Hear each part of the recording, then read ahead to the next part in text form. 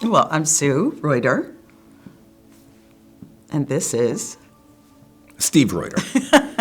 We both are retired, and when Steve retired a year before I did, and then we had 2 years of caring for my father before he passed away. And the last couple years were pretty intense. It was very hard. We were asking, what does life look like now?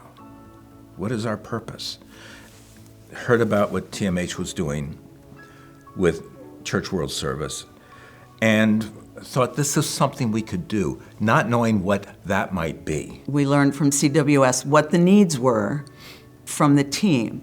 And it was to, when they had a family, be able to get them set up in an apartment, a house, get furnishings, make sure that when they came, they had some comforts. So we set that up, and there was a call, I think, that said, would you guys be willing to take a family of 12? Well, how are you going to say no?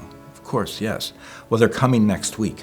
We didn't know what all was involved with that, but we were able to welcome them. Everything they needed to do, we were there to help and support. They're originally from Syria.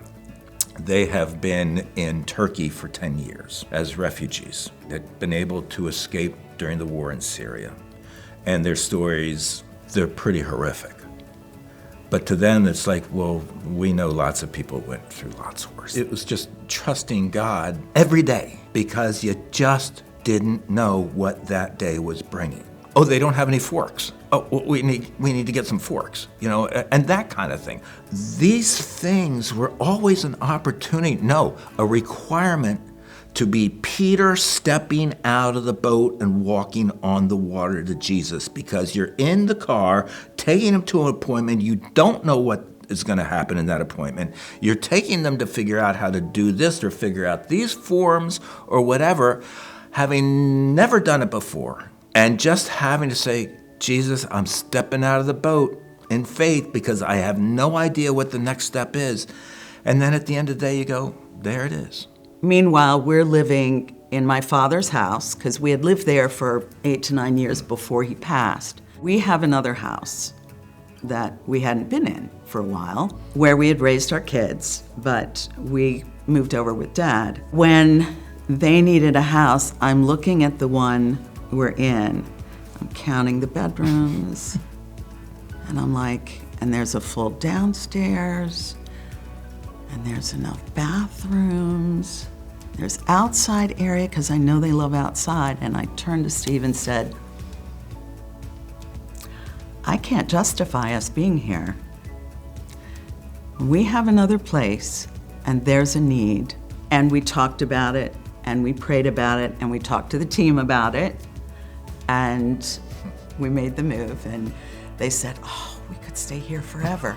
And I said, well, or until we can't walk and need one story. And then Mohammed said, well, then we'll just switch houses. I said, we can do that. So when I look back and see different things that occurred, I'm like, this house was given to me to be able to do this. As we talked about it and prayed about it, it was, how can we not do this? I'm blessed that we were able to do that. And we've just fallen in love with the family. It's now not working as support, but coming alongside as friends. That comes from the essence of Jesus in our lives. This is who Jesus is. This is Jesus. It's not about giving a little out of your abundance. It's giving a lot out of whatever you have. And the more you give, the more you get. You can never outgive God. You just can't.